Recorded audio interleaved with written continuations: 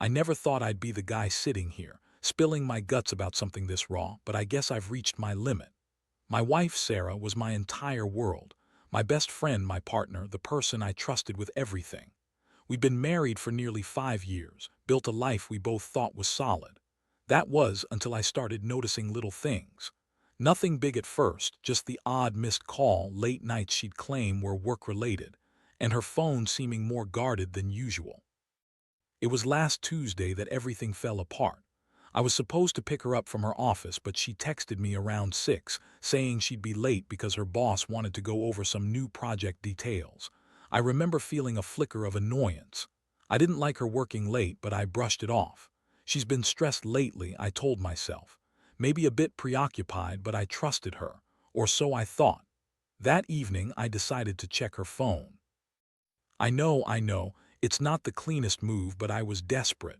Something felt off and I couldn't shake the feeling. I unlocked her phone while she was in the shower, heart pounding. I scrolled through her messages, trying not to vomit when I saw a string of texts from her boss, Daniel. They weren't just professional. No, they were more than that, flirty, intimate, full of inside jokes that shouldn't have existed outside a relationship, let alone her boss-employee one. My stomach twisted as I read. Can't wait to see you tonight. Wish I was there with you. One message read. Another. I've been thinking about that night at the conference. You're dangerous, Sarah. I caught my breath, my palms sweating. How could I not have seen this before? How many times had she lied to me? I kept scrolling, and that's when I saw the most horrifying thing.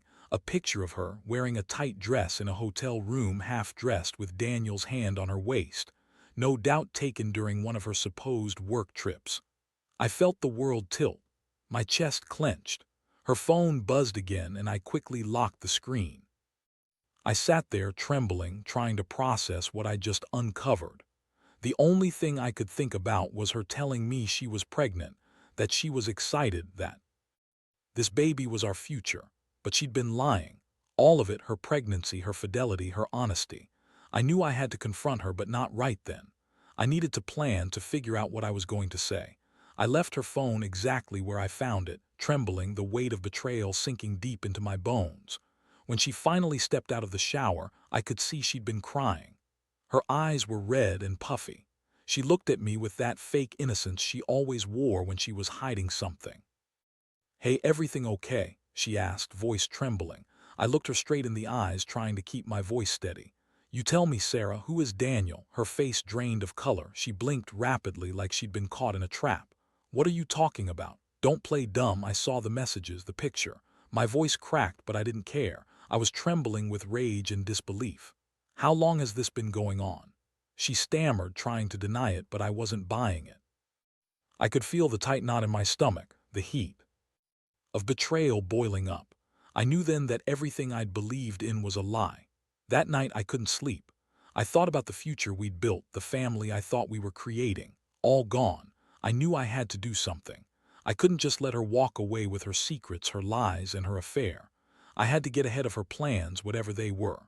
The first step was clear: find out what she was planning next, and then destroy her plans from the inside out.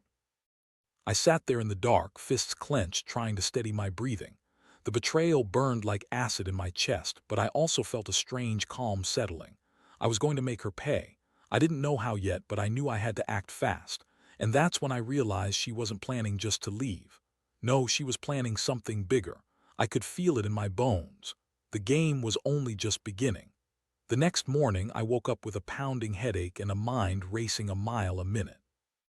I knew I couldn't just sit there and let her slip away. She'd been planning something, I was sure of it. I had to get the upper hand, figure out her next move. The first step was understanding her, what her plans were, and how deep her lies ran. I needed to turn her own game against her. I spent the morning going through her stuff, her emails, her calendar, anything that could give me a clue. I found her concealed email account, the one she never let me see. I'd suspected she had a secret stash, but I didn't think it would be this easy. I logged in when she went out to buy groceries, heart pounding again. The password was obvious, her favorite song lyric. I sifted through her files and found a folder named Plans. That was enough to make my blood run cold. Inside, there were messages from Daniel, plans for future meetups, hotel reservations, even a goodbye note she'd written to herself about leaving everything behind. She was planning to bolt after she finalized her escape. It was all laid out in those messages. She wasn't just cheating on me. She was planning to leave me, disappear like a ghost. The rage that had been simmering the night before now boiled over. I needed to confront her, but I also needed proof, something concrete that would blow her story apart. I looked around her side of the bedroom and saw her phone again, still on the nightstand. I grabbed it, knowing I'd need her password, but I didn't have it. That was when I remembered. She'd recently changed it, but I'd seen her use her birthday as the code. I guessed it, and it worked. I scrolled through her recent messages. There were more from Daniel, and in one, he mentioned meeting her at her usual place, a little boutique downtown. Perfect. I decided I was going to follow her there, see what she was up to. But first, I needed a plan to get her to confess, something that would make her slip up. I called a friend I knew who worked as a private investigator. It was risky, but I had nothing to lose. I told him to keep tabs on Sarah, to find out everything she was planning, especially her whereabouts and her contacts with Daniel. I also told him to record any meetings or communications that might prove her betrayal. The plan was set, and I could feel that familiar mix of anticipation and dread tightening my stomach. While waiting for the intel, I took a deep breath and prepared myself for the confrontation I knew was coming. I was going to force her to come clean, to face the truth of her lies. I wasn't going to let her walk away, not without consequences. This wasn't just about the affair anymore. It was about trust, respect, and the life I thought we had. A few hours later, my phone buzzed with news. Sarah was heading to that boutique and she was meeting Daniel. The footage showed her slipping into the back room of the shop with him. The moment I saw her face, that fake smile, my stomach clenched so hard I almost doubled over. She was planning to run, and I'd be damned if I let her. I made a decision then and there. This wasn't just about catching her. It was about making her understand she couldn't keep lying. She was going to see that I wasn't some naive fool. I was going to show her the damage she'd done, and I'd make sure she paid in her own way. I just needed her to slip up one more time. I waited outside the shop, watching her through a small window.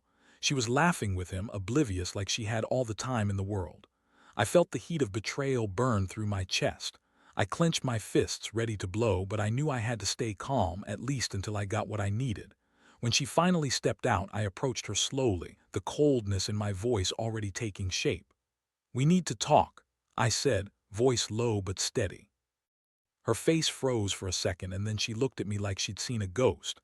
That's when I knew this was the moment she'd slip up. I wasn't going to let her deny it anymore. I didn't wait for her to say a word.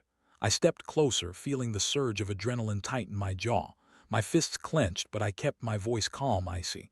"So, Sarah, I followed you today. Saw you with Daniel. Tell me, how long has this been going on?" Her eyes widened just a little, but her face stayed carefully blank. She tried to brush past me, but I stepped in her way. "Don't play dumb. I have the footage, the messages. You're planning to leave, aren't you?" She took a shaky breath, her lips trembling. "You don't understand," she whispered. "I was going to tell you. I didn't know how to break it to you." "Bullshit," I snapped. "You've been lying to my face for months. I found your emails, your texts, and the damn picture of you in that hotel room. How much more do I need to see before you admit it?" Her shoulders sagged and she looked like she was about to cry. That fake, innocent act was gone, replaced with guilt and fear. I was stupid. It didn't mean anything. It was a mistake. Was it a mistake or just your plan to leave me? I spat, feeling the bile rise in my throat. "Because from where I stand, it looks like you've been planning your escape, lying to me every step of the way." She looked down, silent for a moment. Then she muttered, "I never wanted to hurt you. I thought he was the one, that maybe I'd find happiness with someone else. I didn't think you'd find out like this." "Well, you did," I said sharply. "And now you're caught. I hope you enjoyed your little secret, Sarah, because it's over. You're not going anywhere with him, at least not without me knowing exactly what your next step is." Her face crumpled, tears streaming down her cheeks. "Please," she begged, voice cracking. "Don't do this. I love you. This was a mistake. I swear I'll fix it." I shook my head, feeling the cold steel of resolve settle in my chest. "Love? No, Sarah. Love doesn't cheat, doesn't lie, doesn't betray. You made your choice, I've made mine. I reached into my pocket and pulled out the keys to the house. I unclenched my fist and handed them to her. Take these, pack your things, you're leaving tonight. Don't bother trying to lie your way out of this, I've got all the evidence I need. And if you try to contact him again, I'll make sure everyone knows what a liar you are. She stared at the keys, eyes wide with shock, then slowly took them. You really doing this? Yeah, I said, voice low but firm, because I'm done. Done with your lies, your betrayal, your fake pregnancy, your false promises. You want a clean break, here it is. Her lips trembled as she looked away. Where will I go? Somewhere you won't hurt me anymore, I said coldly. And don't think about coming back, not after this. You've burned that bridge. She whispered, I'm sorry, but I didn't bother to respond. I turned around and walked away, my stomach sick but my mind clear.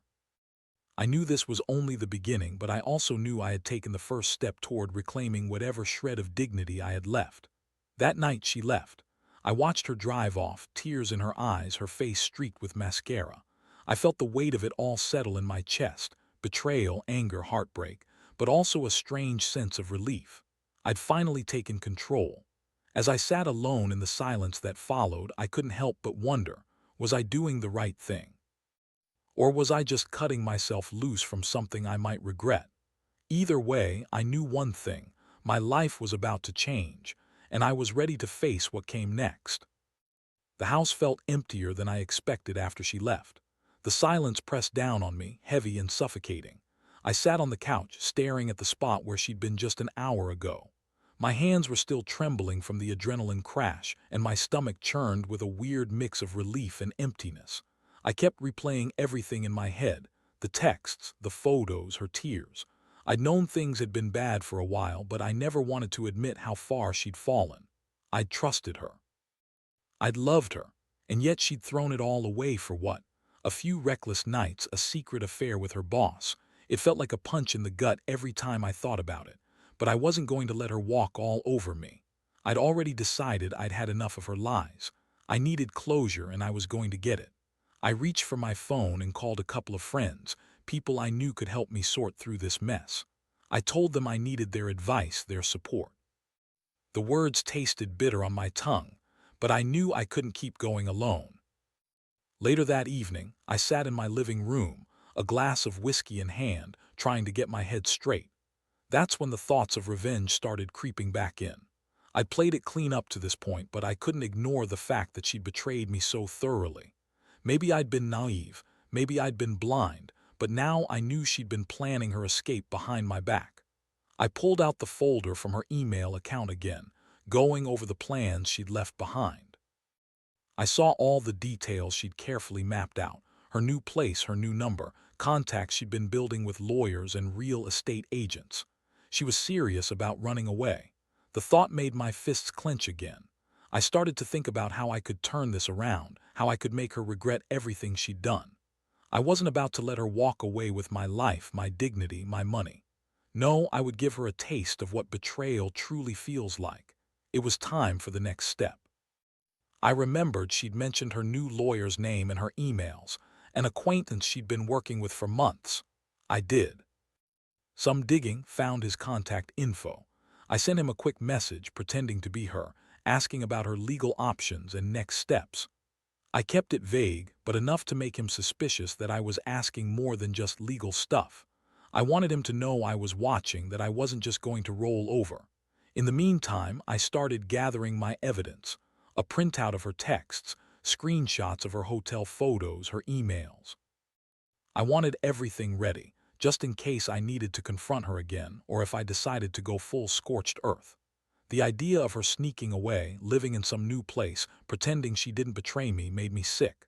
I needed to make her face the truth. As I worked on my plan, I felt the familiar flush of hostility rise. I wanted her to feel what I felt, how it hurts to be lied to, betrayed, used. I knew I wouldn't just let her leave scot-free.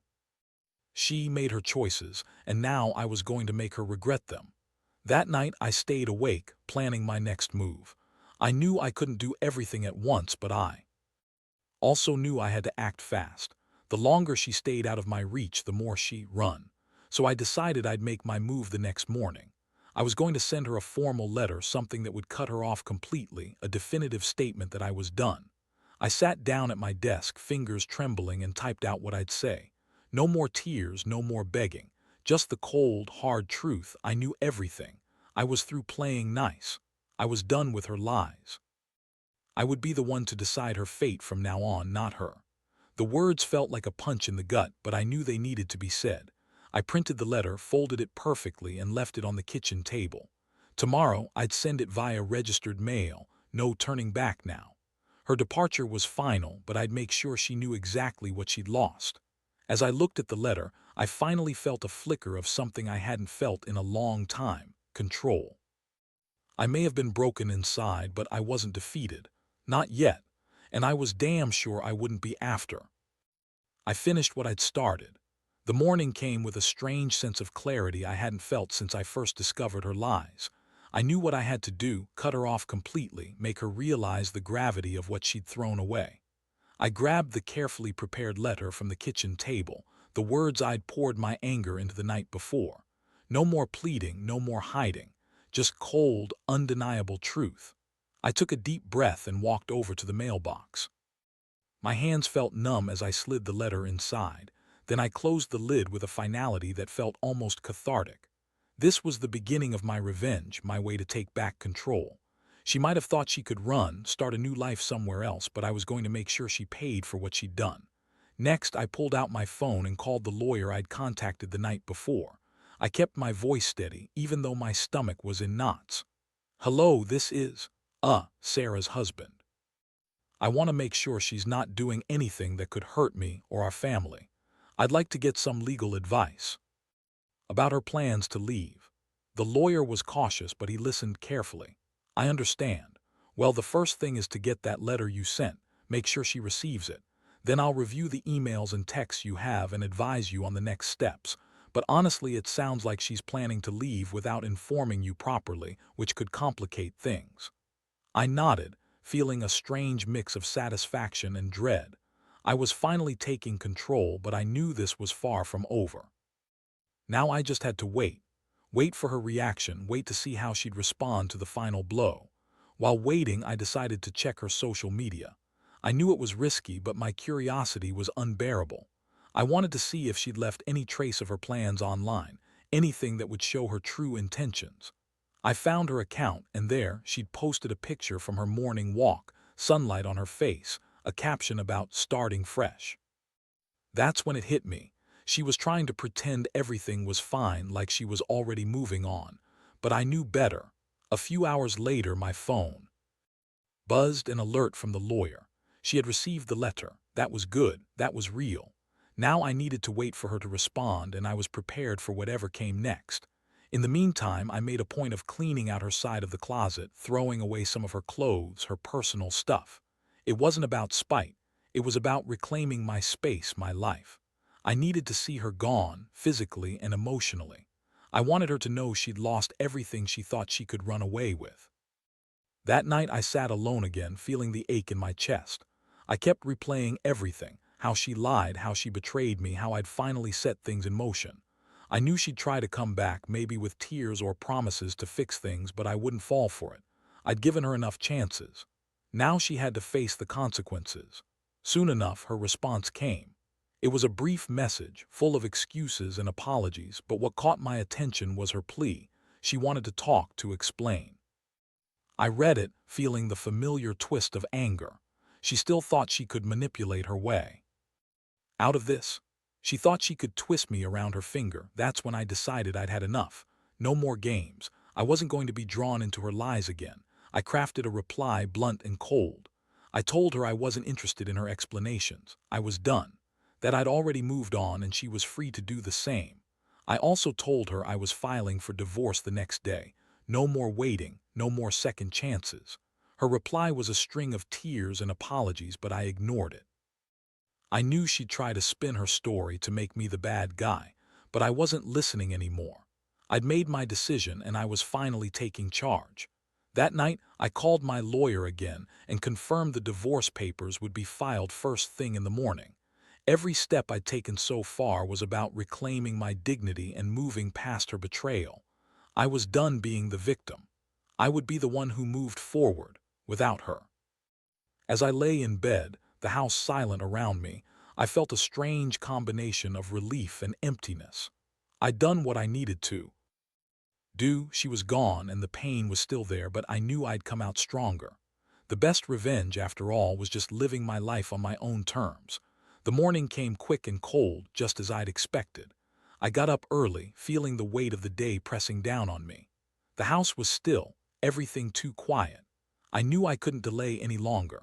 I grabbed the divorce papers from my lawyer's office, the official legal documents that would finally end this chapter of my life. I signed them with a steady hand, feeling the finality of my decision. It was time to close this door for good. I made a quick call to the lawyer to confirm everything was in order. "Proceed with the filing," I said, "and make sure she gets her copies. I want this over today." As I handed the papers over to the process server, I watched her face. So many emotions flickered across her eyes. Shock, denial, maybe a hint of regret, but mostly that stubborn hope that she could somehow fix what she'd broken. I saw her clutch her purse tightly, like she was trying to hold on to her last shred of control. I didn't say much. No need for words anymore. My actions spoke loud enough. I took a deep breath and walked out the door, leaving behind the house that once felt like a home. The final act of my revenge was simple. She handed me the keys, tears streaming down her face, and I placed them on the kitchen counter. I didn't want her to think I was leaving her with anything. Walking away, I felt the strange sense of liberation settle over me. There was no more pretending, no more lies, just the raw truth of what had happened. She was gone and I was finally free. The ache in my chest was still there, but it was duller now, eclipsed by a strange calm. Standing outside, watching her get into her car, I realized something crucial. I'd been broken down by her betrayal, but I'd also been rebuilt by my own resolve. I'd faced the worst and come out the other side. I looked at her one last time, her face a mixture of shock and sorrow, and I knew I'd never look back. I turned away, feeling the cool breeze on my face, the air sharp and clear. I had my life ahead of me now. The pain wouldn't go away overnight, but I'd learned something vital. Sometimes the only way to truly move forward is to cut the past loose and walk away. And that's exactly what I did. The lesson is simple. Betrayal cuts deep, but reclaiming your life and dignity is the best revenge. Never let someone's lies define you. Stand tall, even when everything feels broken. Because sometimes the only way to heal is to let go completely.